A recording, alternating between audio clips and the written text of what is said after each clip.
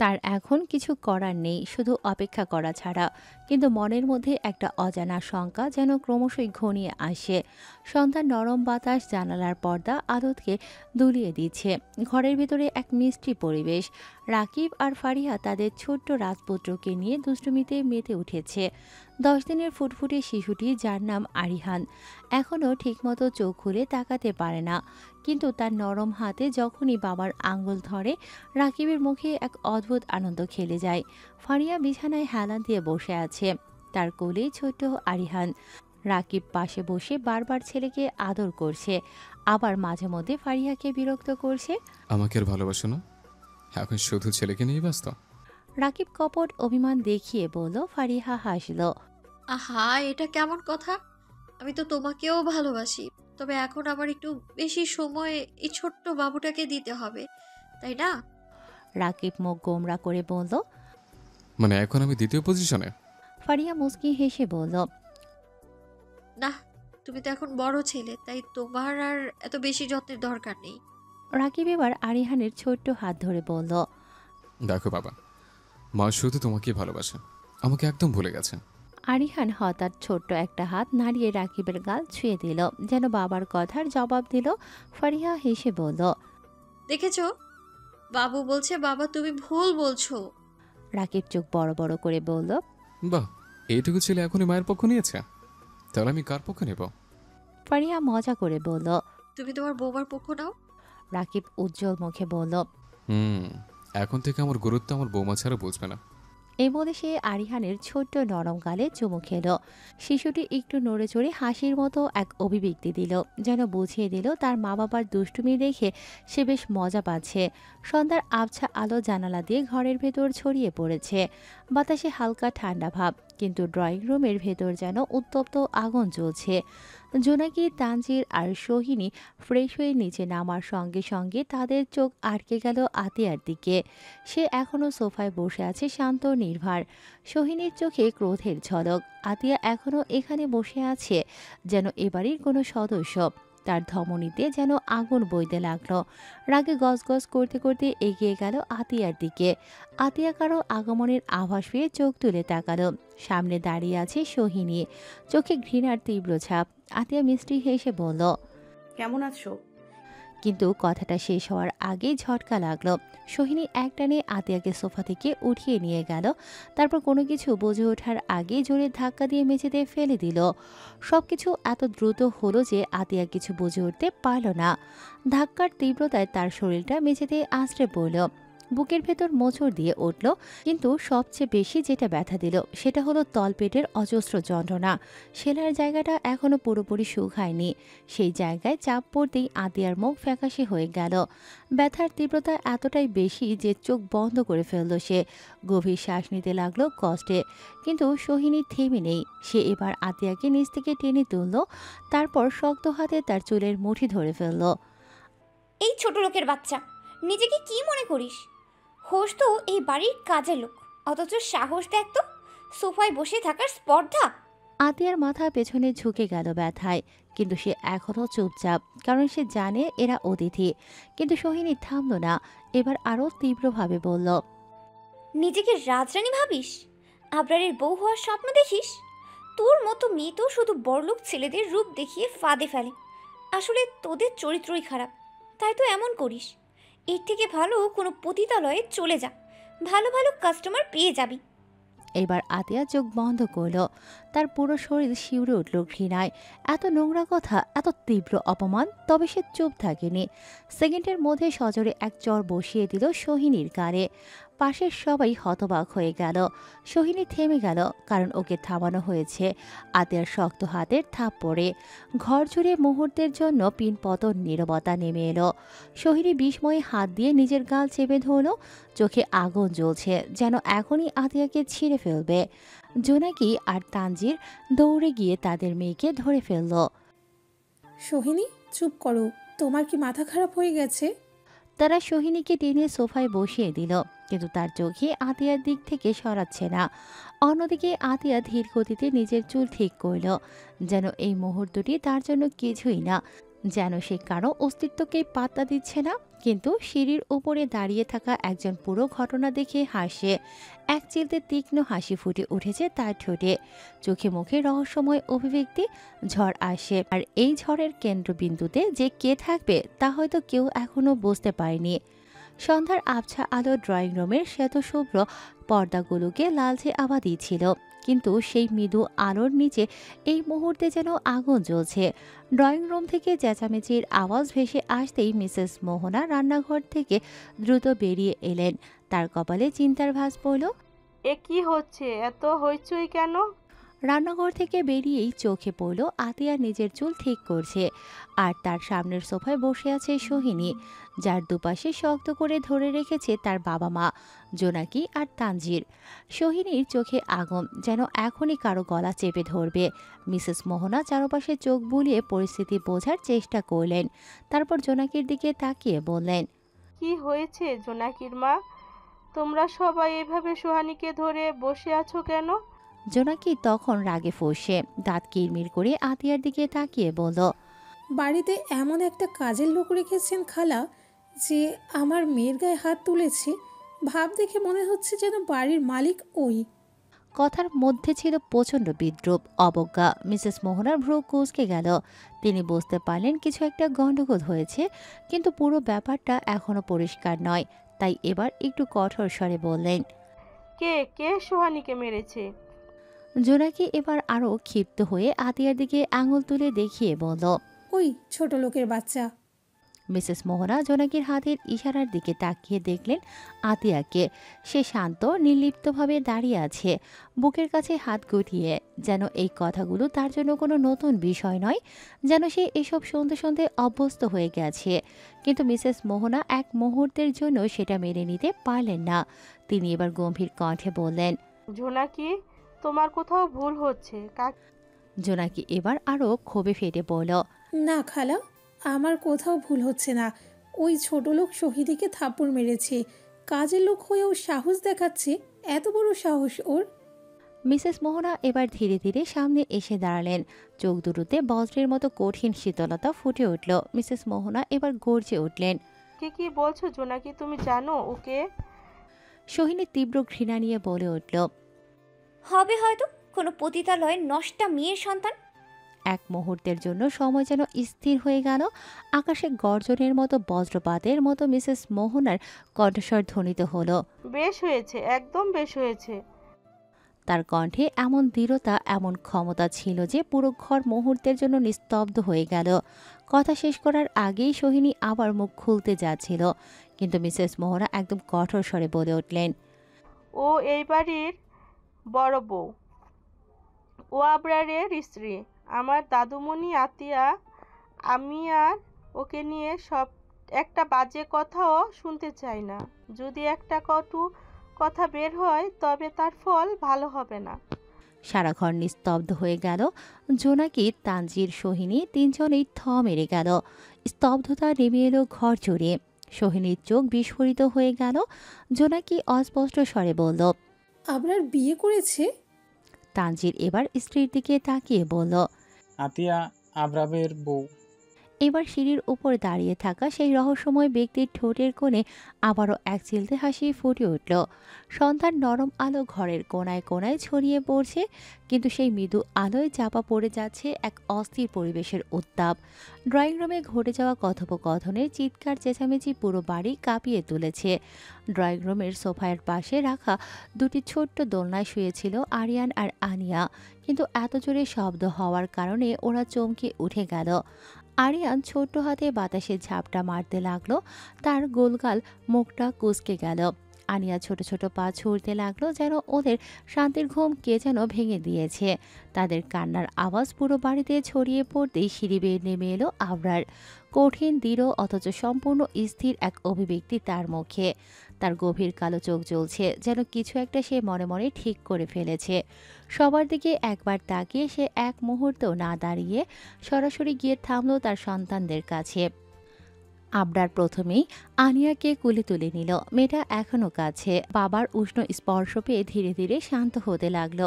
অন্যদিকে আতিয়াও দ্রুত গিয়ে আরিয়ানকে কোলে তুলে নিল। তার কোমল গালে চুমু খেয়ে শিশুটিকে শান্ত করার চেষ্টা করল। এই দৃশ্য দেখে ড্রয়িং রুমের সোফায় বসে থাকা জোনাকি, তানজির আর সোহিনীর মনে একটাই প্রশ্ন ঘুরপাক খেতে লাগলো। এই বাচ্চা দুটো তাহলে আবরারের? তাদের চোখ বিস্ফোরিত হয়ে গেল। তানজির চুপচাপ, কিন্তু তার কপালে গভীর চিন্তার রেখা। সোহিনী হতভম্ব, যেন তার বিশ্বাস করতে কষ্ট হচ্ছে।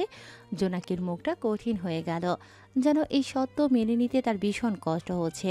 কিন্তু আবরার কারো দিকে তাকালো না।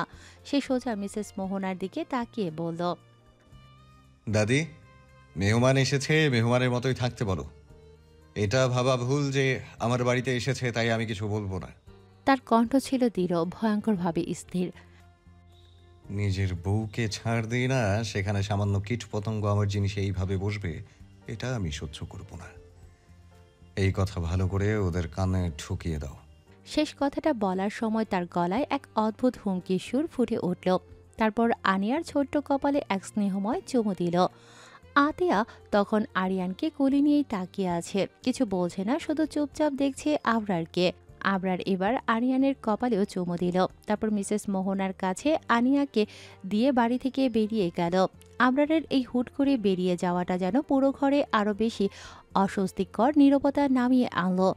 মিসেস মোহনা এবার ধীর স্থিরভাবে সোহিনীদের দিকে তাকিয়ে বললেন, আবরারের কথা নিশ্চয়ই বুঝতে পেরেছ, তাই এসব ব্যাপারে নাক না গলানোই তোমার জন্য ভালো হবে। তার কণ্ঠ ছিল শান্ত, কিন্তু তাতে এমন এক কৃতিত্ব ছিল যা উপেক্ষা করা অসম্ভব। এখন এসো, সবাই নাস্তা করবে। কিন্তু জোনাকি, তানজির আর সোহিনী আর এক মুহূর্তেও সেখানে থাকলো না। তাদের মুখ গম্ভীর, হঠাৎ করে যেন খুব অস্বস্তিতে পড়ে গেল। তারা আর কোনো কথা না বলে চুপচাপ নিজেদের রুমের দিকে চলে গেল। ড্রয়িং রুমটা এক মুহূর্তের জন্য নিস্তব্ধ হয়ে গেল। তারপর মিসেস মোহনা ধীরে ধীরে সোফায় বসলেন। আতিয়াও তার পাশে এসে বসলো। একটা দীর্ঘশ্বাস ফেলে মিসেস মোহনা বললেন, আচ্ছা আতিয়া, বলো তো আজকে সন্ধ্যায় নাস্তায় কি বানানো উচিত? তার কণ্ঠে একটু উত্তেজনা নেই, যেন কিছুই হয়নি, যেন একটু আগের সবকিছু স্বাভাবিক ছিল। আতিয়া তাকিয়ে থাকলো মিসেস মোহনার দিকে, তারপর হেসে বলল, দুধ চার হালকা কিছু হলে ভালো হয়। আর ঠিক তখনই বাচ্চাদের কচি কচি হাসির শব্দ ভেসে এলো, যেন সমস্ত ঝড় এক নিমিষে থেমে গেছে। 2 দিন হয়ে গেছে মিস্টার আনোয়ার দেশে ফিরেছে, কিন্তু এই 2 দিন তার এক মুহূর্তও শান্তিতে কাটেনি। মাথার মধ্যে একটাই চিন্তা, আবরার ফাহাদকে কিভাবে শেষ করা যায়। তবে সমস্যা হলো, যতবার সে কোনো পরিকল্পনা করেছে ততবারই বাধার মুখে পড়েছে। আবরারকে সরিয়ে ফেলার জন্য ওর বাড়িতে কাউকে ঢুকিয়ে দেওয়া দরকার, কিন্তু সেটাই সম্ভব হচ্ছে না। আবরার এখন আর বাইরের কাউকে কাজের লোক হিসেবে রাখে না। প্রতিটি মানুষকে যাচাই বাছাই করে নেওয়া হয়, যেন কোনো বহিরাগত সহজে প্রবেশ করতে না পারে। এটা মিস্টার আনোয়ারের মাথায় যেন দাউ দাউ করে আগুন ধরিয়ে দিয়েছে। ধরো ওকে, খতম করে দাও। নিজের মনের ভেতর প্রতিদ্বন্দ্বিত হওয়া সেই একই হিংস্র চিন্তা নিয়ে সে একের পর এক জিনিস ভাঙতে শুরু করলো। ড্রয়ার থেকে টেবিল ল্যাম্প যা সামনে পাচ্ছে তাই ছুঁড়ে ফেলছে। দেয়ালের দিকে তাকিয়ে তাতে দাঁত চেপে রাগে ফোঁস করে নিঃশ্বাস ফেলছে। কিছুটা দূরে দাঁড়িয়ে তার ব্যক্তিগত সহকারী নিলয় ভয়ে গুটিয়ে গেছে। সে জানে এই মুহূর্তে কোনো ভুল কথা বললে তার হাড়গোড় একসাথে থাকবে না। তবুও পরিস্থিতি সামাল দিতে গলা শুকিয়ে আসা কণ্ঠে বলল, স্যার একটু শান্ত হন, আমরা অন্য কোনো রাস্তা বের করতে পারি। কিন্তু মিস্টার আনোয়ার ওর কথার যেন এক বিন্দু পাত্তা দিল না। তার মস্তিষ্কের রক্ত যেন ফুটতে ফুটতে বিস্ফোরণের অপেক্ষায়। ঠিক তখনই ট্রিং ট্রিং ফোন বেজে উঠল। আনোয়ার থমকে গেল, রাগান্বিত মুখে ফোনের দিকে তাকিয়ে দেখে অচেনা এক নাম্বার থেকে কল এসেছে। ভ্রু কুঁচকে গেল তার। সন্দেহের দৃষ্টিতে একবার স্ক্রিনের দিকে তাকিয়ে অপেক্ষা করলো। কলটা কেটে গেল, কিন্তু মাত্র কয়েক সেকেন্ড পর আবার সেই নাম্বার থেকে ফোন এলো। এবার আর দেরি না করে রিসিভ করল মিস্টার আনোয়ার। হ্যালো, কে? ওপাশ থেকে এক রহস্যময় কণ্ঠ ভেসে এলো। কণ্ঠটা গভীর ঠান্ডা, কিন্তু তাতে ছিল এমন এক ধরনের আত্মবিশ্বাস যা মুহূর্তের মধ্যে আনোয়ারের ভেতরকার উত্তেজনার আগুন আরও উস্কে দিল। কিন্তু ওপাশ থেকে যা শোনা গেল তাতে আনোয়ারের ঠোঁটে এক জিলতে বাঁকা হাসি ফুটে উঠল। চোখ জ্বলে উঠল তার, ঠিক যেন এক শিকারী যে বহুদিন ধরে তার শিকারের জন্য অপেক্ষা করছিল। আর আজ হঠাৎ করে তার হাতে এক মোক্ষম সুযোগ এসে গেল। কবে দেখা করবে? আনোয়ার ধীর কণ্ঠে বলল, কণ্ঠে স্পষ্ট তীক্ষ্ণতা। ওপাশ থেকে কি বলা হলো তা বোঝা গেল না, তবে আনোয়ারের মুখে সেই বাঁকা হাসিটা আরও গভীর হলো। ওকে, রাত 11:30টায় চলে এসো, আমি লোকেশনে পাঠিয়ে দিচ্ছি মেসেজে। কথা শেষ করেই কল কেটে দিল। তারপর দ্রুত মোবাইলে লোকেশন পাঠিয়ে দিল অপরিচিত সেই মানুষটিকে। কাজ শেষ করে চেয়ারে গা এলিয়ে দিল আর ঠোঁটের কোণে এক অদ্ভুত ভয়ানক হাসি ফুটিয়ে তুলল। তার চোখে ছিল আগুন। এবার তো শেষ ঘনিয়ে এলো। ধীরে ধীরে রাতের আগমন ঘটল। দিনের আলো যে চারপাশ অন্ধকারের চাদরে ঢেকে গেল। রাত যত গভীর হচ্ছে বাতাসে এক ধরনের রহস্যময় শীতলতা ছড়িয়ে পড়ছে। ঘড়ির কাঁটা তখন রাত 10টা ছুঁই ছুঁই। একটি পরিত্যক্ত বাড়ির সামনে এসে দাঁড়ালো আবরার। চারিপাশ নিস্তব্ধ, কেবল দূর থেকে ভেসে আসা রাত জাগা পাখির ডাক অস্বস্তিকর পরিবেশ তৈরি করছে। আবরার ধীর পায়ে বাড়ির ভেতরে প্রবেশ করল। ভাঙাচোরা দরজাটা একটু ধাক্কা দিতেই করাত করে শব্দ হলো। সে নিঃশব্দে ভেতরে ঢুকে পাশের একটি ঘরে গিয়ে আলো জ্বালালো। আলো জ্বলতেই ঘরের এক কোণ থেকে নড়ে চড়ে উঠল একজন মানুষ, মিস্টার সাদমান। আলো তার মুখে পড়তেই বোঝা গেল আজ সে অন্য দিনের চেয়ে কিছুটা আলাদা লাগছে। তার চোখের গভীরে যেন অদ্ভুত এক প্রশান্তি, এক নির্লিপ্ততা। আবরার ধীর পায়ে এগিয়ে গিয়ে একটা চেয়ার টেনে বসল একদম মিস্টার সাদমানের মুখোমুখি। একটা ঠান্ডা হাসি ফুটিয়ে বলল, কেমন আছেন মিস্টার সাদমান, ওরফে আমার শ্বশুর আব্বা? মিস্টার সাদমান ম্লান হেসে তাকালো, চোখে মুখে দুঃখ অথচ কণ্ঠস্বর অদ্ভুত শান্ত। আলহামদুলিল্লাহ ভালো আছি, তবে মনে হচ্ছে না আমার সময় আর বেশি বাকি আছে।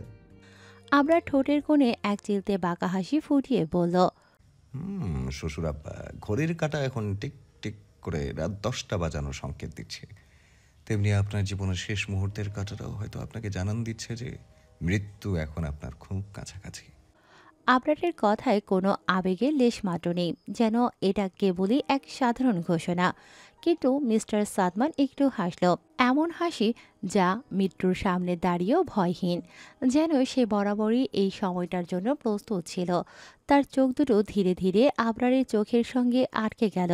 সেখানে কোনো অনুনয় ছিল না, কোনো ভয় ছিল না, ছিল কেবলই এক শিকারের মুখোমুখি দাঁড়িয়ে থাকা শিকারের স্থিরতা। এই নীরবতা, এই নিস্তব্ধ মুহূর্তের মাঝে দুজনের মধ্যকার এক অদৃশ্য যুদ্ধ শুরু হয়ে গেল।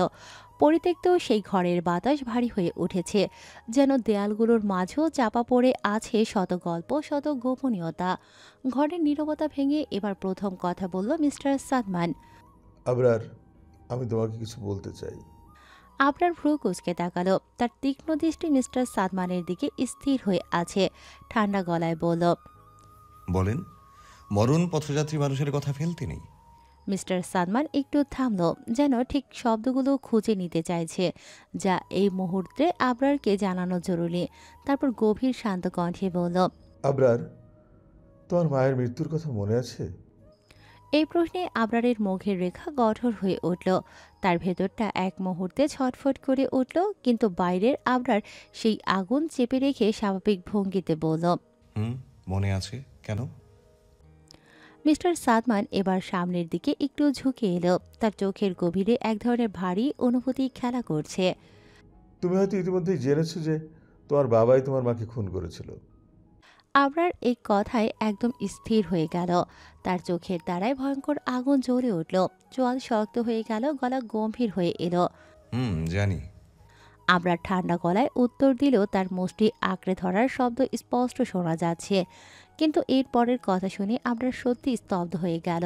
তুমি কি জানো আবরার, যে তোমার একটা ভাই আছে?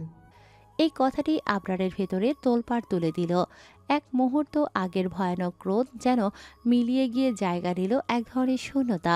সে কিছুক্ষণের জন্য কিছুই বুঝতে পারছিল না, তারপর ধীরে ধীরে বলে উঠল, আমার ভাই ছিল, কিন্তু তাকেও তো মেরে ফেলা হোক। কথা শেষ করতে পারল না আবরার, কারণ মিস্টার সাদমান তাকে থামিয়ে দিয়ে বলল, না, তোমার ভাই সেদিন মারা যায়নি। আবরারের দৃষ্টিতে এক অদ্ভুত পরিবর্তন এলো। অবিশ্বাস আর হতবাক হওয়ার মিশ্রণ দেখা গেল তার চোখে। কি তাহলে? মিস্টার সাদমান ধীরে ধীরে বলল, সেদিন যেটা তুমি দেখেছিলে সেটা তোমার ভাইয়ের লাশ ছিল না। তোমার বাবার লোকেরা অন্য একজনের লাশ এনে রেখে দিয়েছিল, যেন সবাই ভাবুক যে তোমার ভাই মারা গেছে, কিন্তু আসলে সে তখনও বেঁচে ছিল। আবরারের নিঃশ্বাস ভারী হয়ে গেল। মাথার ভেতর অজস্র স্মৃতি ফিরে আসতে লাগলো। তার মানে তার ভাই মারা যায়নি? আবরার দ্রুত বলল, আপনি যা বলছেন তার মানে কি? আমার ভাই সে কি এখনো বেঁচে আছে? মিস্টার সাদমান চোখে এক ধরনের কঠিন দৃষ্টি এনে বলল, হ্যাঁ আবরার, তোমার ভাই এখনো বেঁচে আছে। তোমার বাবা তাকে নিজের সঙ্গে নিয়ে গিয়েছিল। তার ইচ্ছে ছিল তোমার ভাইকে তার মতো করে গড়ে তুলবে এবং একদিন তোমাকে মেরে ফেলবে। কিন্তু সে তার বাবার মতো হয়নি। তোমাকে হত্যা করতে সে রাজি হয়নি। তাই তোমার বাবা তাকে বাড়ি থেকে বের করে দিয়েছে। এমনকি এখনো তাকেও হত্যার পরিকল্পনা করছে। আবরারের শরীর ঝিমঝিম করতে লাগলো। তার নিজের ভাই, যাকে সে মৃত ভেবেছিল, সে বেঁচে আছে এবং এখনও তার বাবার খপ্পরে রয়েছে। এটা ভাবতেই আবরারের পা থেকে যেন মাটি সরে গেল। তার বাবা ঠিক কতটা জঘন্য হতে পারে সেটা ভাবতেই তার বমি আসতে লাগলো। কিন্তু তার মন এখন একটাই কথা বলছে, সে তার ভাইকে খুঁজে বের করবে, তাকে বাঁচাবে যে করেই হোক। ঘরটির বাতাস থমথমে, যেন দেয়ালগুলোর ফাঁকে ফাঁকে লুকিয়ে আছে অগণিত অজানা গল্প। মিস্টার সাদমানের কণ্ঠ নিস্তব্ধতাকে ভেদ করে বলল, আমি জানি তোমার ভাইকে এবং তুমিও তাকে চেনো আবরার। আবরারের কপালে ভাঁজ পড়ে গেল। তার ধূসর চোখে সন্দেহের ছায়া ফুটে উঠল। মিস্টার সাদমান এবার এক দৃষ্টিতে আবরারের দিকে তাকিয়ে নিরুত্তাপ ভঙ্গিতে বললেন, অরিস, অরিস, ফাহাদ তোমার ভাই। ঘর জুড়ে যেন মুহূর্তেই বিস্ফোরণ ঘটল। আবরারের পুরো শরীরের রক্ত গরম হয়ে উঠল। আগ্নেয়গিরির মতো রাগ ছড়িয়ে পড়ল তার শিরা উপশিরায়। অরিশ, এই নামটা শোনা মাত্রই তার চোখের সামনে একে একে ভেসে উঠল অসংখ্য মুহূর্ত। অরিশের সঙ্গে তার তিক্ত শত্রুতার দৃশ্য, অরিশের সঙ্গে তার রক্তাক্ত লড়াই, অরিশের আতিয়ার সাথে থাকা, কথা বলা, হাসাহাসি করা। আবরার যেন মুহূর্তেই আগুনের গোলা হয়ে উঠল। দাঁতে দাঁত চেপে প্রচণ্ড কণ্ঠে বলল, আমি চিনি। কে সে? আপনি কিভাবে ভাবলেন যে মিথ্যা গল্প বলে আমাকে বিশ্বাস করাবেন? অরিশ আমার চিরশত্রু, পার্সোনাল শত্রু, আর আপনি তাকে আমার ভাই বানানোর চেষ্টা করছেন। বাহ বাহ, চমৎকার অভিনয়। শ্বশুর আব্বা, এতে আপনার লাভটা কি? তার চোখের আগুনের সামনে যেন মিস্টার সাদমান স্থির রইলেন। তিনি গভীর দৃষ্টিতে আবরারের দিকে তাকিয়ে শান্ত স্বরে বললেন, আবরার, আমার তোমাকে মিথ্যা বলার কোনো প্রয়োজন নেই। তোমার সাথে আমার অনেক শত্রুতা ছিল। আমি তোমাকে মারতে চেয়েছি, তোমার সাথে লড়াই করেছি, কিন্তু একটা জিনিস বুঝতে পারিনি, আমি আসলে নিজের হাতে নিজের মেয়ের সুখ নষ্ট করছিলাম। আমি আমার একমাত্র মেয়ের জীবন ধ্বংস করার চেষ্টা করছিলাম। আমার ভুলটা বুঝতে পেরে আমি এখন অন্তত একটা ভালো কাজ করতে চাই। মরার আগে অন্তত এমন কিছু করতে চাই যাতে আমার মেয়ের ভবিষ্যৎ নিরাপদ থাকে। আবরার কোনো কথা বলল না। তার মুখ ভর্তি অবিশ্বাস আর ক্রোধ। মিস্টার সাদমান এবার একটু থামলেন, তারপর বললেন, আমি জানি আমার কথা তোমার বিশ্বাস হওয়ার মতো নয়, কিন্তু আমি একটা সত্য বলছি যেটা তুমি নিজেই যাচাই করে নিতে পারবে। আবরার এবার কিছুটা অবাক হয়ে তাকালো। মিস্টার সাদমানের কণ্ঠ নরম হয়ে এলো, ছোটবেলায় তোমার ভাই খেলা করতে গিয়ে পড়ে গিয়েছিল। সে খুব ছোট ছিল, তাই পড়ে যাওয়ার সঙ্গে সঙ্গে হাতে পায়ে প্রচণ্ড ব্যথা পেয়েছিল। তবে সবচেয়ে ভয়ঙ্কর ছিল তার বুকের ব্যথা। সেই চোটের ফলে তার বুকের ডান পাশে একটা কালচে দাগ রয়ে গিয়েছে। সময়ের সাথে সাথে সব ঠিক হয়ে গেলেও সেই দাগটা থেকে গিয়েছে, আজও আছে। আবরারের হাত মুষ্টি বদ্ধ হয়ে গেল। যদি বিশ্বাস না হয় তবে তুমি নিজেই গিয়ে অরিসের বুকের সেই দাগটা দেখো। চারিপাশের বাতাস যেন ভারী হয়ে গেল। পুরো ঘরটা নীরব, শুধু আবরারের তীব্র নিঃশ্বাসের শব্দ শোনা যাচ্ছে। তার মাথার ভেতর একসঙ্গে অনেক কিছু ঘুরপাক খাচ্ছে। অরিশ তার ভাই? না, এটা সম্ভব না। তার পুরো শরীরের শিরাগুলোতে উত্তপ্ত আগুনের স্রোত বইতে লাগলো। এটা যদি সত্য হয় তবে তার এতদিনের শত্রুতা, তার ঘৃণা, তার প্রতিশোধ সবকিছুই ভুল ছিল। আবরারের মুষ্টি আরও শক্ত হলো, তার চোখের আগুন আরও বেড়ে উঠল। সে সত্যিটা জানবেই যে কোনো মূল্যে। আবরার আর এক মুহূর্ত অপেক্ষা করতে পারল না। তার হৃদয় জুড়ে এক অস্থিরতা, এক অজানা শঙ্কা। সত্যটা জানার জন্য সে যেন উন্মাদ হয়ে উঠেছে। আরিফ, গাড়ি বের কর। তার কণ্ঠে এমন দৃঢ়তা ছিল যে আরিফ বিন্দুমাত্র সময় নষ্ট না করে দ্রুত গাড়ি স্টার্ট করল। গাড়ি ধেয়ে চলল রাতের আধারে। শহরের অগণিত বাতির মাঝে এক একটি চিন্তার ঝড় বইতে থাকলো আবরারের মনে। প্রায় 40 মিনিট ড্রাইভের পর তারা এসে পৌঁছলো এক 10 তলা বিল্ডিংয়ের সামনে। এই ভবনের 5ম তলায় থাকে অরিশ ফাহাদ। আবরারের শত্রুদের সম্পর্কে সবসময় খোঁজ থাকে, তাই এখানে আসলে কোনো সমস্যাই হয়নি। আবরার দ্রুত গাড়ির দরজা খুলে বাইরে নামলো, চারপাশে তাকিয়ে নিল একবার। রাত গভীর হলেও বিল্ডিংয়ের নিচে একজন লোকের আনাগোনা আছে, তবে এখন এসব ভাবার সময় নেই। আবরার লম্বা লম্বা পা ফেলে এগিয়ে চলল লিফটের দিকে। তার পেছনে ছুটে এলো আরিফ। আরিফ জিজ্ঞেস করল, আবরার কোনো উত্তর দিল না, বরং একবার ঘড়ির দিকে তাকিয়ে লিফটের বোতামে চাপ দিল। 2 মিনিটের মধ্যে লিফট নিচে এসে থামলো। লিফটের দরজা খুলতেই আবরার ঝটপট ভেতরে ঢুকলো, সঙ্গে সঙ্গে আরিফও ঢুকে পড়ল। 5ম তলা। আবরার দ্রুত বোতামে চাপ দিতে লিফটের দরজা ধীরে ধীরে বন্ধ হয়ে গেল। অস্থিরতা, উদ্বেগ আর সত্য জানার ভয়। লিফট উঠতে শুরু করলো, কিন্তু আবরারের মনে যেন এক তুমুল ঝড় বইতে লাগলো। যদি সত্যি অরিশ আমার ভাই হয় তাহলে? তার মস্তিষ্কের ভিতর হাজারটা প্রশ্ন ঘুরপাক খাচ্ছে। এতদিন ধরে সে যাকে চিরশত্রু ভেবেছে, যার সঙ্গে রক্তক্ষয়ী লড়াই করেছে, সে কি সত্যিই তার নিজের ছোট ভাই? শুধু তাই নয়, আতিয়া তার বউ ঘরওয়ালি। সে অরিশের সঙ্গে কাটানো এক একটা মুহূর্ত মনে করতে লাগলো। এতদিন ধরে নিজের হাতে কষ্ট দিয়েছে আতিয়াকে, সন্দেহের বিষে ভরিয়ে তুলেছে তাদের সম্পর্ক। যদি সব মিথ্যে হয়, যদি সে এতদিন ভুল করে থাকে। আবরারের বুকের ভেতর একটা অদ্ভুত অনুভূতি দপদপ করতে লাগলো। আগে সত্যিটা জানি, তারপর বাকিটা দেখা যাবে। এই চিন্তার মাঝে লিফট টিং শব্দ করে থামলো 5ম তলায়। আবরার দ্রুত বেরিয়ে এলো লিফট থেকে। তার চোখ একবার ঘোরালো পুরো ফ্লোরের দিকে, এরপর ডান পাশের ফ্ল্যাটের দিকে এগিয়ে গেল। Flat number 102। এটাই অরিশের ফ্ল্যাট। এক মুহূর্ত সময় নষ্ট না করে কলিং বেল চেপে দিল। পাশে দাঁড়িয়ে থাকা আরিফ আবরারের মুখের দিকে তাকিয়েছিল। তার মনে হচ্ছে আজ কিছু একটা ভয়ঙ্কর হতে চলেছে। 2বার কলিং বেল বাজতেই দরজা খুলে গেল। অরিশ ফাহাদ দরজা খুলে দাঁড়িয়ে রইল। সে আবরারকে দেখে একেবারে অবাক হয়ে গেল। আবরার? তার কণ্ঠে বিস্ময়, তার চোখে প্রশ্ন, কিন্তু আবরার কোনো কথা বলল না। পরিবেশের ভারী নীরবতা ভেঙে সে ঝট করে অরিশকে ঠেলে ভেতরে ঢুকে পড়ল। অরিশ পেছনে হেলে পড়ল, কিন্তু সামলে নিল নিজেকে। তুমি এভাবে আমার বাসায় এলে কেন? তার কণ্ঠে বিরক্তি, কিন্তু আবরারের চেহারা দেখে বোঝা যাচ্ছে সে কোনো উত্তর দিতে আসেনি। সে এসেছে সত্যের মুখোমুখি হতে। অরিশের প্রশ্নের কোনো উত্তর দিল না আবরার, বরং সে এমন কিছু করল যা হয়তো অরিশ স্বপ্নেও কল্পনা করতে পারেনি। হঠাৎ করেই আবরার এক ঝটকায় অরিশের শার্টের কলার চেপে ধরল। আবরার, এ কি করছিস তুই? অরিশ বিস্ময়ে বলে উঠল, কিন্তু তার কথা শেষ হওয়ার আগেই আবরার শার্টের বোতাম একে একে ছিঁড়ে ফেলল। শার্ট খুলে যেতে স্পষ্ট হয়ে উঠল অরিশের ডান পাশের বুকের সেই গাঢ় কালো দাগ। সেই দাগ, যে দাগ একসময় আবরারের সবচেয়ে প্রিয় ছিল, যে দাগ একসময় ছোট্ট একটা শিশুর ব্যথার চিহ্ন হয়েছিল। আজ সেই দাগই প্রমাণ করে দিল এই শিশুটি আর কেউ নয়, তারই ভাই। আবরারের শূন্যতা, অসহায় অনুভূতি। আবরারের হাত কেঁপে উঠল। এই হাত যেদিন 10 জন মানুষ খুন করলেও একবারও কাঁপে না, সেই হাত আজ সামান্য একটা দাগ দেখে কাঁপছে। শরীর শক্ত হয়ে আসছে, বুকের ভেতর যেন এক শূন্যতা। অরিশের অবাক দৃষ্টি।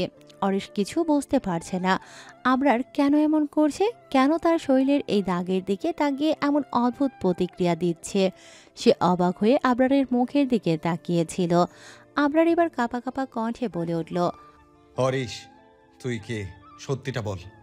অরিশের মুখের কোণে এক ব্যঙ্গাত্মক হাসি ফুটে উঠল। সে যেন ঠোঁট চেপে একটা তাচ্ছিল্যের হাসি দিল, তারপর বলল, কেন? জানিস না আমি কে? আমি তোর চিরশত্রু। তার কণ্ঠে চিরপরিচিত বিদ্বেষ আর তীব্রতা। কিন্তু এবার আবরার আর নিজেকে ধরে রাখতে পারল না। হুট করে সে শক্ত হাতে অরিশকে টেনে নিজের বুকের সাথে চেপে ধরল। ভাইয়ের ফিরে আসা। মিথ্যা বলিস না, আমার সাথে মিথ্যা বলিস না। আবরারের কণ্ঠে ব্যথা, উন্মত্ততা। আমি যে তোর বড় ভাই, এটা কি তুই ভুলে গেছিস? অরিশ থমকে গেল। এত বছর ধরে আবরারকে ভালোবেসে এসেছে সে, শত্রু ভাবেনি কখনো। আজ হঠাৎ করে তার ভাই এই সত্য মেনে নেবে ভাবেনি সে। তবুও বুকের ভেতরে একটা অনুভূতি ছড়িয়ে গেল। তার কাঁধের কাছে মুখ লুকিয়ে কাপা কণ্ঠে বলল, ভাইয়া, তুমি কোথা থেকে জানলে এসব? আবরার এবার ধীরে ধীরে অরিশকে নিজের বুক থেকে আলগা করল। তার মুখে এক ঝাঁঝালো রাগের ছাপ। তুই ভাবছিলি বলবি না, আর আমি জানবো না। খুব বড় হয়ে গেছিস, তাই না? নিজের বড় ভাইয়ের সামনে দাঁড়িয়ে মিথ্যা বলতে পারছিস? তোর ভয় করে না আমার সামনে এই মিথ্যা কথা বলতিস দিনের পরে দিন? অরিশ কিছু বলার চেষ্টা করল, কিন্তু আবরারের তীক্ষ্ণ দৃষ্টি তাকে চুপ করিয়ে দিল। এক মুহূর্তের নীরবতা, তারপর হুট করেই অরিশ এবার শক্ত করে আবরারকে জড়িয়ে ধরল। আবরারের গা ছমছম করে উঠল। এই ছেলেটা, যাকে সে শত্রু ভেবেছিল, যার দিকে বন্দুক তাক করে রাখতে এক মুহূর্ত দ্বিধা করেনি, সেই আজ বুকের সাথে চেপে ধরেছে। কিছুক্ষণ চুপ থেকে অরিশ ফিসফিস করে বলল, তুমি বিশ্বাস করতে না ভাইয়া? আবরার এবার ধীরে ধীরে অরিশকে দূরে সরিয়ে নিল। তার চোখ ভিজে আসছে। সত্য জানার পরও কেন যেন একটা শূন্যতা তাকে ঘিরে ধরছে। তুই জানিস, দাদা যদি জানে তুই বেঁচে আছিস, সে কত খুশি হবে। অরিশ একটু হাসল। দাদি জানেন ভাইয়া, ভাবিও জানেন। আমি দাদি আর ভাবির সাথে দেখা করে এসেছি। এই কথা শুনেই আবরারের শরীর অবশ হয়ে গেল। কি? কাকে বললি তুই? অরিশ এবার গভীর দৃষ্টিতে আবরারের দিকে তাকালো। ভাবি। আবরার কিছুক্ষণ থম মেরে দাঁড়িয়ে থাকলো। সে ভাবনার জগতে হারিয়ে গেল। তার চোখের সামনে হঠাৎ করে ভেসে উঠল সেই রাত, যে রাতে সে আতিয়াকে বিশ্বাস করতে পারেনি, যে রাতে সে নিজেই আতিয়ার সাথে অন্যায় করেছিল, তার প্রতি অবিশ্বাসের পাহাড় গড়েছিল। তুমি যা দেখেছিলে ভাইয়া, সবই ভুল ছিল। ভাবির কোনো দোষ ছিল না, একেবারেই অনাকাঙ্ক্ষিত কিছু ঘটেছিল, আর তুমি সেই সময়ে চলে এসেছিলে। আবরারের হৃদয়টা ধপ করে উঠল। তার মানে তার চোখের দেখা সত্য ছিল না, তার মানে আতিয়ার নির্দোষ। সে অরিশকে সন্দেহ করেছিল, আতিয়াকে দোষ দিয়েছিল। কতটা কষ্ট দিয়েছে সে আতিয়াকে, কতবার কত অবহেলা করেছে। নিজের মনের এই নোংরা অবিশ্বাসের জন্যই আজ তার এই শূন্যতা। হাতটা মুষ্টিবদ্ধ হয়ে উঠল। তার নিজের ওপর ঘৃণা হচ্ছে এখন, নিজের মনের ওপর ঘৃণা হচ্ছে। আবরার ধপ করে একটা সোফায় বসে পড়ল। অরিশ তার পাশে দাঁড়িয়ে, মুখে একটা দুঃখী হাসি। কক্ষের বাতাসটা ভারী হয়ে উঠেছে। আবরার কিছু বলতে পারছে না, অরিশও না। শুধু একটা সত্য যেন নিঃশব্দে তাদের মধ্যে দাঁড়িয়ে আছে। আজ এতদিন পরে একটা সম্পর্ক আবার নতুন করে জন্ম নিল। আবরার ধীরে ধীরে উঠে দাঁড়ালো। তার চোখে ক্লান্তির ছাপ স্পষ্ট। আজ সে এমন একটা সত্য জানতে পারল যা তার পুরো জীবন বদলে দিতে পারে। সে অরিশের দিকে তাকিয়ে বলল, চল আমার সাথে। অরিশ কিছুক্ষণ চুপ করে থাকলো, তারপর ধীরে ধীরে মাথা নাড়ল। না ভাইয়া, আজকে না। আবরার কপাল কুঁচকে তাকালো, যেন কিছু বুঝতে পারছে না। অরিশ একটা ক্লান্ত হাসি দিয়ে বলল, তুমি যাও ভাইয়া, ভাবি তোমার জন্য অপেক্ষা করছে। কিন্তু তার চেয়েও বেশি সে তোমার উপর অভিমান করে আছে। আজ তার রাগ ভাঙাও, তাকে বোঝাও যে তুমি সত্যটা জানতে পেরেছো। আবরার এবার গভীর দৃষ্টিতে তাকালো অরিশের দিকে। ছোটবেলা থেকে যে ভাইটাকে হারিয়ে ফেলেছিল, আজ তাকে ফিরে পেয়েও যেন তাকে ছেড়ে যেতে হচ্ছে। কিন্তু অরিশ যা বলেছে তা সত্যি, আজ তাকে আতিয়ার কাছে ফিরতে হবে। আবরার এক পা এগিয়ে গিয়ে অরিশের কাঁধে একটা শক্ত করে চাপ দিল। অরিশও মাথা ঝুঁকিয়ে ভাইয়ের স্পর্শ অনুভব করল। কিছু না বলেও যেন দুজনের মাঝে হাজারো কথা আদান প্রদান হয়ে গেল। আবরার ধীরে ধীরে পেছনে ঘুরল, দরজার দিকে এগিয়ে গেল। পাগুলো ভারী লাগছে, কিন্তু এক অদৃশ্য শক্তি যেন তাকে টেনে নিয়ে যাচ্ছে। অরিশ দরজার ফ্রেমে দাঁড়িয়ে ভাইকে বিদায় জানালো, চোখে এক ঝাপসা দৃষ্টি। এই প্রথম তারা ভাই হিসেবে একে অপরকে স্বীকার করলো, তাও এতগুলো বছর পর। গাড়িতে উঠে ব্যাক সিটে বসলো আবরার। গাড়ি ড্রাইভ করছে আরিফ, কিন্তু সে জানে তার ভাই এখন বাস্তবে নেই। সে আছে এক অন্য জগতে, যেখানে সত্যের মুখোমুখি দাঁড়িয়ে সে বুঝতে পারছে তার করা প্রতিটি ভুল কতটা গভীর ছিল। সে আতিয়াকে কষ্ট দিয়েছে, অবিশ্বাস করেছে, তার চোখের দেখা সত্য বলে মেনে নিয়েছে, কিন্তু মনের দেখা সত্য কখনো বোঝার চেষ্টা করেনি। আজ সব সত্য তার সামনে, কিন্তু সত্য জানার পরও বুকের ভেতরটা ভারী লাগছে। একটা দীর্ঘশ্বাস বেরিয়ে এলো আবরারের ঠোঁটের ফাঁক দিয়ে। এতদিন যে ভুলের বোঝা বয়ে বেরিয়েছে তা ঠিক আতিয়া ক্ষমা করবে। গাড়ির জানালা দিয়ে বাইরে তাকালো আবরার। রাতের বাতাস গাল ছুঁয়ে যাচ্ছিল, কিন্তু এই বাতাসেও তার বুকের ভেতরের ভার কমছে না। আজ সে ফিরছে, কিন্তু আতিয়া কি তাকে গ্রহণ করবে? আবরার চোখ বন্ধ করল। একটাই উত্তর খুঁজে পেল, আজ ফিরতেই হবে। রাত 11টা বাজে। চারপাশ নিস্তব্ধ। শহরের এক কোণে পরিত্যক্ত একটা গোডাউন, যেখানে দিনের আলো কখনো প্রবেশ করে না। আজ সেখানে জমে উঠেছে এক ভয়ঙ্কর পরিকল্পনা। গোডাউনের ভেতরে অন্ধকারাচ্ছন্ন পরিবেশ, কোণে পড়ে থাকা কাঠের বাক্স আর ভাঙা টিনের স্তূপে জমে থাকা ধুলোর বাতাসে উড়ছে। একটা ঝুলন্ত লাইট মৃদু দোল খাচ্ছে, তার হলদেটে আলোর ছায়াময় হয়ে উঠেছে চারপাশ। মিস্টার আনোয়ার পায়ের উপর পা তুলে বসে আছেন একটা পুরনো চেয়ারে। সে চেয়ারটাকে ধীরে ধীরে দোলাচ্ছে, যেন এই নীরব রাতের রাজা তিনি। তার ঠোঁটে এক রহস্যময় হাসি, চোখে গভীর এক ষড়যন্ত্রের ছাপ। হঠাৎ তার সামনে দাঁড়িয়ে থাকা মেয়েটি মুচকি হাসল। কেমন আছো সোহিনী? মেয়েটি আর কেউ নয়, সোহিনী। সোহিনী একপাশে চুল সরিয়ে ঠান্ডা গলায় বলল, ভালো আছি আঙ্কেল, আপনি কেমন আছেন? মিস্টার আনোয়ার গম্ভীর হাসি দিয়ে বলল, তোমার আগমনে আমি আরো ভালো হয়ে গেছি। তার কণ্ঠে অদ্ভুত উচ্ছ্বাস, যেন একটা শিকার তার জালে ধরা পড়েছে। সোহিনী এবার ধীরে ধীরে একটা ভাঙা টেবিলের দিকে এগিয়ে গেল। টেবিলের উপর আঙুল চালিয়ে ধুলোর স্তর তুলে নিল, তারপর সেই ধুলো উড়িয়ে দিয়ে বাঁকা হাসল। মিস্টার আনোয়ার তার চোখ সরু করে তাকালো, তারপর গভীর গলায় প্রশ্ন করল। সোহিনী চেয়ারের হাতলে এক হাত রেখে চোখে শয়তানি ঝিলিক এনে বলল, খেলা শুরু হোক আঙ্কেল, এবার শুধু একটা মাত্র চাল, তারপর? সে থামল, ঠোঁটের কোণে বাঁকা হাসি ফুটে উঠল। সবাই কাঁদবে। এ কথা শুনে মিস্টার আনোয়ার হো হো করে হাসতে লাগলো। তার হাসির প্রতিধ্বনি গোডাউনের ভেতরে শূন্যতা কাঁপিয়ে দিল। খেলা জমে যাবে। তার চোখে এখন ঝলসে ওঠা আগুনের দৃষ্টি। সে ধীরে ধীরে বলে উঠল, কখন কি লাগবে, কাকে লাগবে, তুমি শুধু আমাকে বলো, তারপর দেখো এই শহর কেমন ধুলোয় মিশে যায়।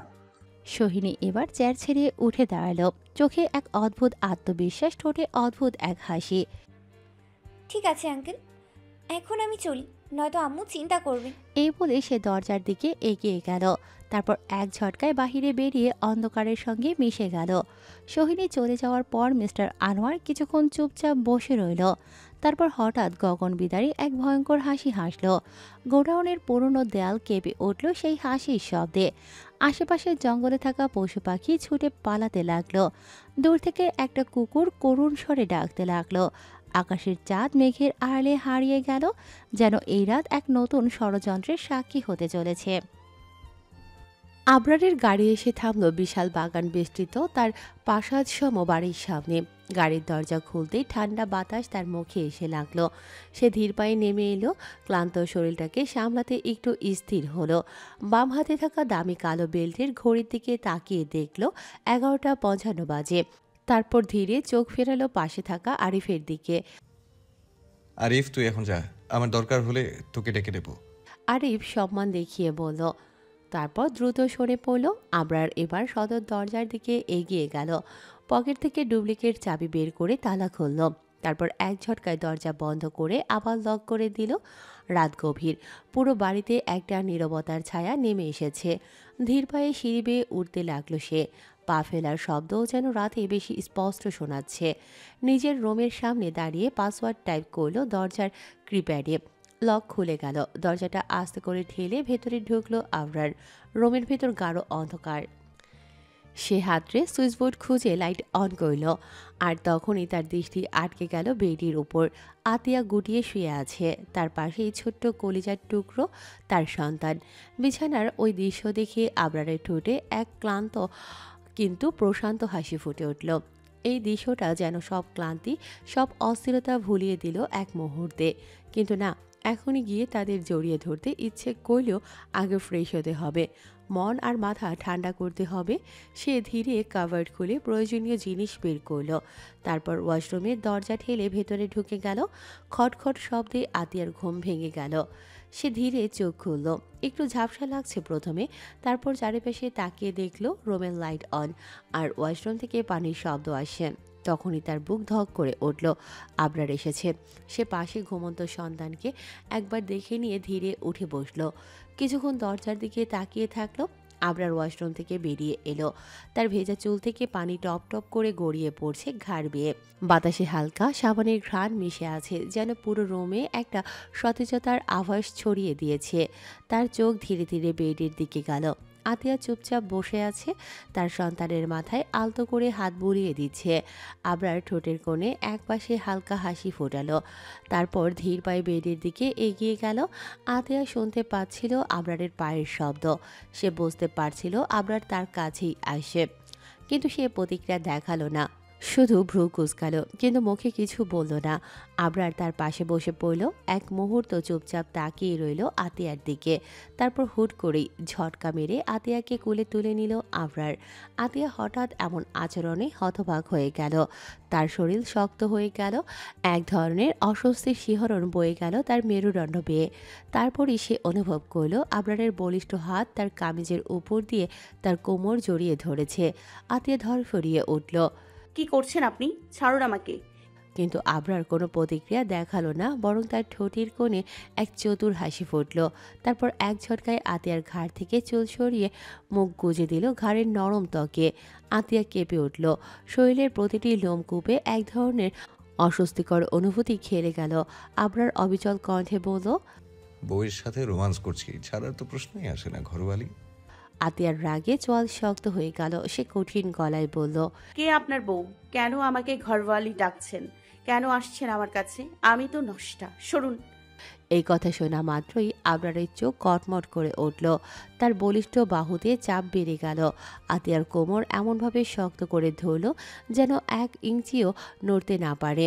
তারপর ধীর গতিতে তার ঠোঁট আতিয়ার ঘাড় থেকে সরে গিয়ে কানের কাছে এলো, ফিসফিস করে বলল, শোনো বউ, রাগ ভাঙানো, অনুনয় বিনয় করা এসব আমার ধাতে নেই। আমি যা চাই সেটা আমি নেই, আর আমি এখন চাই আমার বউয়ের সাথে বাসর করতে।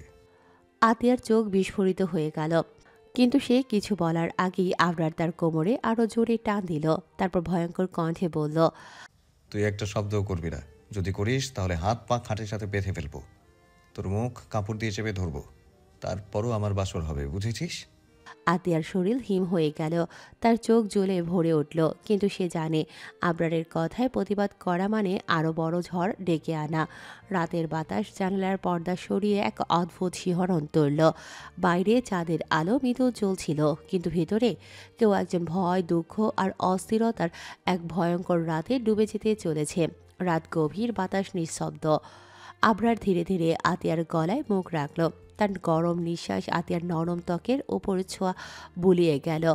আর পর মুহূর্তেই গভীর এক চুম্বন। আতিয়া কেঁপে উঠল, তার শরীরের প্রতিটি স্নায়ু যেন এক মুহূর্তের জন্য স্থির হয়ে গেল। আবরার এবার এক ঝটকায় আতিয়াকে ঘুরিয়ে তার মুখোমুখি করল, তার বলিষ্ঠ হাত আতিয়াকে শক্ত করে ধরে রাখল। আতিয়ার দুপাশে রেখে তাকে আরও কাছে টেনে নিল। আতিয়া কিছু বলতে গেল, কিন্তু শব্দ গলা দিয়ে বের হলো না, শুধু চোখ বন্ধ করলো, যেন এই মুহূর্তটাকে মেনে নিয়েছে। আবরার এবার তার এক হাত আতিয়ার মাথার পেছনে রাখলো, ধীরে ধীরে তাকে আরো কাছে আনলো। তাদের ঠোঁটের মাঝে মাত্র 1 ইঞ্চি দূরত্ব, যেন সময় থমকে গেছে, এই মুহূর্তে সবকিছু এক হয়ে যাবে। ঠিক তখনই আরিয়ান কান্না করে উঠল। আবরার বিস্মিত হয়ে থমকে গেল, তারপর বিরক্ত হয়ে তাকালো ছোট্ট শিশুটার দিকে।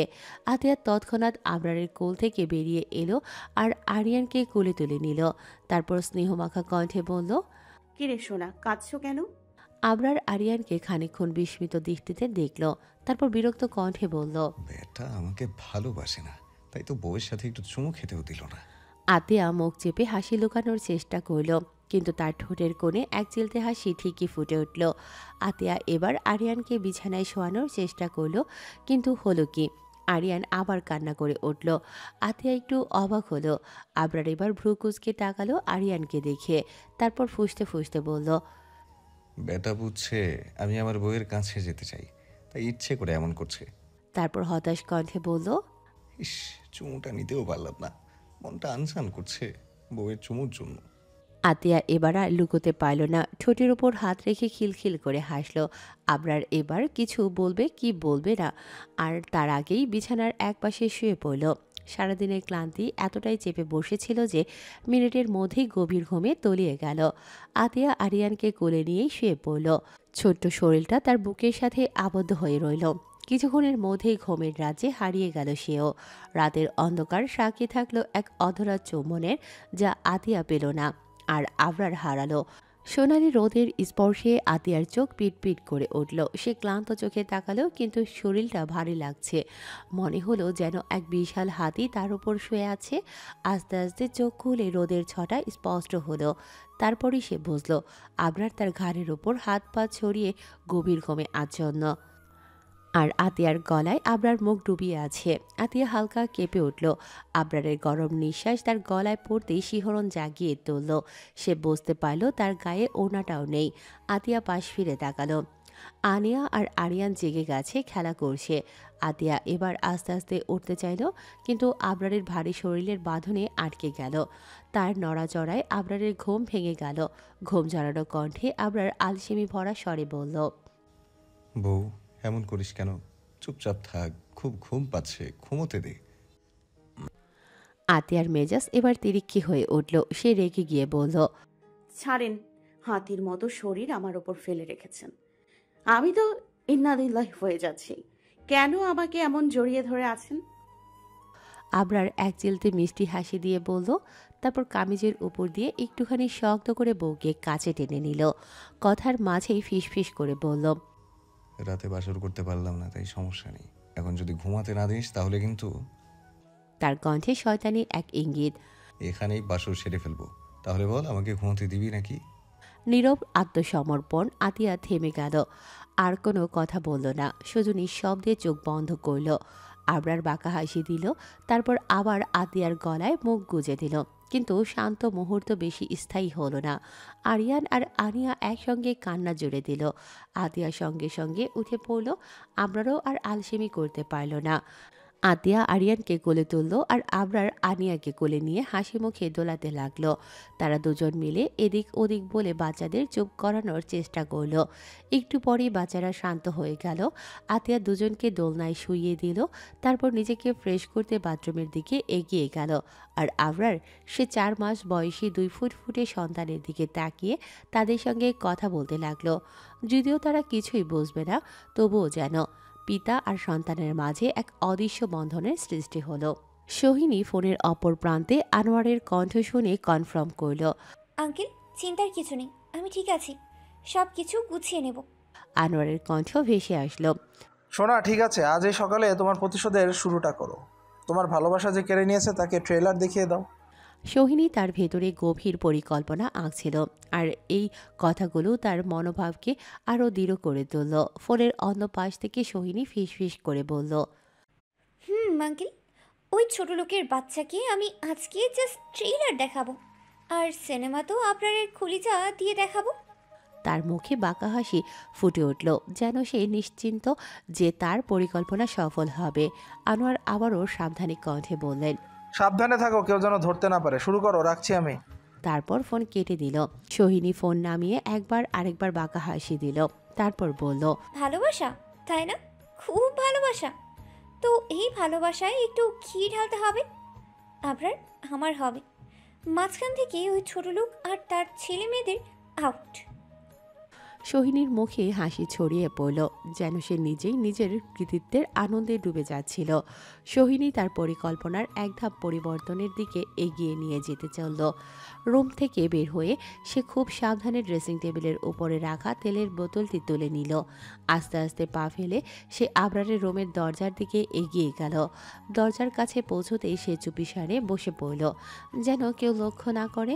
তারপর হাতে ধরা তেলের বোতলটি খুলে তেলের সমস্তটা দরজার মেঝেতে ফেলে দিল। তেলের ছিটানো ছোপ এক ধরনের কুৎসিত অভিসম্পাতের মতো মনে হচ্ছিল, যেন সোহিনী নিজেকে তার প্রতিশোধের দিকে আরও এক পা এগিয়ে নিয়ে যাচ্ছিল। বাঁকা হাসি দিয়ে সে উঠে দাঁড়ালো। তার চোখে এক ধরনের মন্দ চক্রান্তের ছায়া ছিল। এক দৃষ্টিতে দরজার চারিপাশে তাকিয়ে দেখল কেউ নেই। নিশ্চিন্ত হয়ে সে আবারও নিজের রুমে চলে গেল। তেলের বোতলটি ডাস্টবিনে ফেলে দিয়ে তার মনে হচ্ছিল সে এখন আর ফিরবে না। তার পরিকল্পনার সামনে এগিয়ে চলছে, তার আর লক্ষ্য পৌঁছানোর জন্য যে কোনো পথ গ্রহণ করবে। সোহিনী আবারও আবরারের রুমের সামনে এসে দাঁড়ালো। তার চোখে এক চরম প্রতিশোধের আগুন ছিল, কিন্তু এবার সে অভিনয়ের খেলা খেলতে চলেছে। সে আস্তে আস্তে মেঝেতে বসে পড়ল, এমনভাবে যেন কেউ দেখলে মনে করবে সে একেবারে ক্লান্ত হয়ে পড়ে গেছে। তার চোখে অভিনয়ের এক ধরনের সূক্ষ্ম দৃষ্টি ছিল, যা একেবারে নিখুঁতভাবে পুরো পরিকল্পনা বাস্তবায়িত করার জন্য প্রস্তুত। তারপর হাঁটুতে এক হাত রেখে এবং অন্য হাত কোমরে দিয়ে সোহিনী সজোরে চিৎকার করে কান্না করতে শুরু করলো, যেন তার শরীর পুরোপুরি ভেঙে গেছে। তার ভয়ানক আওয়াজ যেন আবরারের রুম পর্যন্ত পৌঁছলো। আল্লাহ গো, আমার কোমর ভেঙে গেছে, আল্লাহ কেউ এসে আমাকে তোলো। তার কান্না এতটাই বেদনাপূর্ণ যে শোনা মাত্র আতিয়া তাড়াতাড়ি দরজা খুলে বাইরে চলে আসে। আতিয়ার মুখে আতঙ্ক এবং উদ্বেগ স্পষ্ট ছিল। সে রুমের বাইরে আসতেই সোহিনীর কান্না শুনে দ্রুত দরজা খুলে বেরিয়ে যায়, কিন্তু ঠিক সেই মুহূর্তেই তার পা পিছলে যায় তেলের কারণে, যা সোহিনী আগে ফেলে দিয়ে গিয়েছিল। আতিয়া কোনোভাবে নিজের ভারসাম্য রক্ষা করতে পারল না এবং মেঝেতে পড়ে গেল। তার কোলে আনিয়া ছিল এবং আতিয়া ইনস্টিংক্টিভলি আনিয়াকে বুকের সাথে চেপে ধরল যেন তার কোনো ক্ষতি না হয়, কিন্তু তার নিজস্ব শরীরের ব্যথা খুবই তীব্র ছিল। তার পড়ে যাওয়ার সঙ্গে সঙ্গে আনিয়া মায়ের কোলে কান্না করে উঠল। আতিয়ার দুঃখ দুর্দশা যেন আরও বাড়িয়ে দিল। আবরার পা যেন দ্রুত দ্রুত এগিয়ে চলছিল। তার চোখে ছিল এক ধরনের অস্থিরতা আর উদ্বেগ। মেয়ের কান্নার আওয়াজ শুনে সে আর এক মুহূর্ত অপেক্ষা করতে পারেনি। দ্রুত বাইরে এসে সে দেখল আতিয়া মেঝেতে পড়ে আছে, চোখ মুখ কুঁচকে গড়াগড়ি খাচ্ছে এবং তার কোলে আনিয়া কান্না করছে। দৃশ্যটা খুবই শোকাবহ ছিল, কিন্তু সব থেকে বড় অবাক করা বিষয় ছিল সোহিনীর নির্বিকার ভাব। সে তেমন কিছুই অনুভব না করেই মেঝেতে পড়ে থাকার মতো আচরণ করছে, যেন কিছুই হয়নি। বাড়ির সব সদস্য একে একে আবরারের রুমের সামনে এসে দাঁড়িয়ে পড়ল। মোহনা ও আবরার একসাথে তাড়াতাড়ি গিয়ে আতিয়ার পাশে দাঁড়ালেন। মিসেস মোহনা সজোরে আনিয়াকে কোলে তুলে নিলেন এবং আবরার দ্রুত তার স্ত্রী আতিয়াকে তুলে ধরল। আতিয়া এতটাই কষ্ট পাচ্ছিল যে তার দাঁড়িয়ে থাকারও ক্ষমতা ছিল না। কোমরের ব্যথা এমন অনুভব হচ্ছিল যেন ভেঙে গেছে, সাথে পেটের কাটা তো ছিলই। সে আবারও পড়ে যেতে যাচ্ছিল, কিন্তু আবরার তাকে কোলে তুলে নিল, যেন তার সমস্ত শক্তি দিয়ে তাকে আঁকড়ে ধরে রাখল। এদিকে সোহিনী যেন কিছুই জানে না, এমনভাবে বসেছিল যেন সে কোনো কিছুই ঘটেনি। মিসেস জোনাকি আর মিস্টার তানজির সোহিনীকে তুলতে যাওয়ার জন্য এগিয়ে আসতেই আবরার তার কড়া গলায় বলে উঠল, মেহমান মেহমানদের মতো থাকাই শ্রেয়, কিন্তু আমার ব্যক্তিগত জিনিসে কেউ হাত দিলে আমি সেটা কখনো সহ্য করব না। আজকের হিসাবটা আমি তুলে রাখলাম, সময় মতো ফিরিয়ে দেব। আবরারের কড়া কথা শুনে সবাই একটু থেমে গেল, কিন্তু সে আর অপেক্ষা করেনি। একে একে সবাইকে কোনো উত্তর না দিয়ে আবরার আতিয়াকে কোলে নিয়ে রুমে ঢুকে পড়ল। তার চোখে এক ধরনের সিদ্ধান্তের দৃঢ়তা ছিল, যেন এই মুহূর্তে তার কাছে সবচেয়ে গুরুত্বপূর্ণ ছিল শুধু আতিয়া ও তার সন্তানদের নিরাপত্তা। আবরার চলে যাওয়ার পর মিসেস মোহনা ধীরে ধীরে আবরারের রুমে ঢুকলেন। সোহিনী তখনও কেমন যেন নির্বিকার ছিল, তার মুখাবয়বে কোনো অনুতাপ বা দ্বিধা ছিল না। মিসেস জোনাকি সোহিনীকে ধরে তাদের রুমে নিয়ে এলেন। রুমে ঢুকতেই সোহিনী সোজা হয়ে দাঁড়িয়ে তার জামা ঝাড়তে লাগলো, যেন কিছুই হয়নি। এই দৃশ্য দেখে মিসেস জোনাকি তার অবাক হয়ে বললেন, আম্মু তুই ঠিক আছিস তো? সোহিনী এক ভ্রু কুঁচকে একটু বিরক্তভাবে বলল, আমার আবার কি হবে? জোনাকি কিছুক্ষণ থেমে তার দিকে তাকিয়ে বললেন, তুই না পড়ে গিয়েছিলিস, চিৎকার করে কান্না করছিলি? সোহিনী এক হাত দিয়ে মাছি তাড়ানোর মতো বলল, দূর, আমি পড়িনি, পড়েছে ওই ছোট লোক, সে সুন্দরভাবে আমার সামনে। আমি তো জাস্ট নাটক করছিলাম। জোনাকি আর তানজির হালকা অবাক হয়ে বললেন, মানে? এবার সোহিনী একে একে সব খুলে বলল। তার কথাগুলো শোনার পর জোনাকি আর তানজির একে অপরের দিকে তাকিয়ে বাঁকা হাসলেন। মেয়ের মাথায় হাত রেখে জোনাকি বললেন, গুড জব। তারপর একটু গম্ভীর হয়ে বললেন, কিন্তু সাবধানে, আবরার আজকেই সাবধান বানিয়ে দিল, এমনভাবে এগোবে যেন সে কিছুই বুঝতে না পারে। সোহিনী হুম বলে মাথা ঝাঁকিয়ে সম্মতি জানালো এবং একসাথে তারা তিনজন হেসে উঠল। তাদের হাসির প্রতিধ্বনি চার দেয়াল ঘিরে কেঁপে উঠল, যেন রোমের ভেতরে এক ধরনের ভয়ঙ্কর কিন্তু রহস্যময় হাসি ভেসে উঠল। সময়টা যেন তাদের নিয়ন্ত্রণে ছিল, আর তাদের হাসি ছিল এক ধরনের চ্যালেঞ্জ, যা শীঘ্রই তাদের পরবর্তী পদক্ষেপের দিকে ইঙ্গিত করছিল। আতিয়া অচেতন হয়ে পড়েছিল। ডাক্তার একটু আগে এসে দেখে গেছে তার শরীরে ব্যথা এবং ঘুমের ইঞ্জেকশন দিয়ে গেছে। আস্তে আস্তে সে ঘুমের রাজ্যে তলিয়ে যাচ্ছিল। তার নিঃশ্বাস আরও ভারী হচ্ছিল। সবার মনোযোগ ছিল আতিয়ার প্রতি, কিন্তু আবরারের এক মুহূর্তের বিশ্রামও ছিল না। সে তার দৃষ্টি মিসেস মোহনাকে লক্ষ্য করে বলল, দাদি, আনিয়া আর আরিয়ানকে নিয়ে এখানেই থাকো, রুম থেকে বেরোতে হবে না। আমার জরুরি কাজ আছে, কমপ্লিট করে আসছি। তারপর কোনো দিকে না তাকিয়ে সে রুম থেকে বেরিয়ে গেল। যাওয়ার সময় দরজাটি বাইরে থেকে লাগিয়ে দিয়ে গেল। আবরার এখন সোজা সোহিনীর রুমের দিকে পা বাড়ালো। সোহিনী এখন শুয়ে শুয়ে ফোনে কিছু করছিল। Anwar of the impending conference. Abrar এক ঝটকায় তার রুমে ঢুকলো এবং সোহিনীকে বেড থেকে তুলে ফেলল। সোহিনী হতবাক হয়ে গেল। সে কিছু বলার আগেই আবরার তার বাম গালে একটা শক্ত চড় মারল। সোহিনী হেলান দিয়ে পড়ে গেল এবং হাত দিয়ে গালটা ধরে বসে রইল।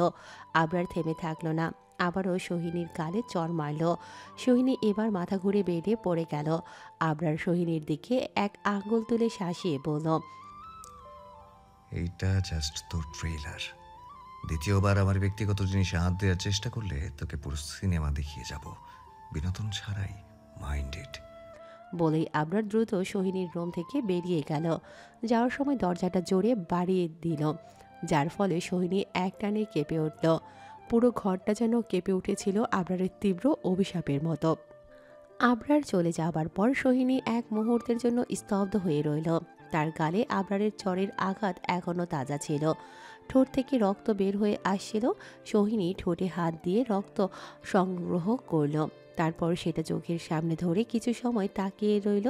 রক্তের লাল গাঢ়তা যেন তার অভ্যন্তরীণ উত্তেজনা ও ক্ষোভের প্রতীক হয়ে উঠেছিল।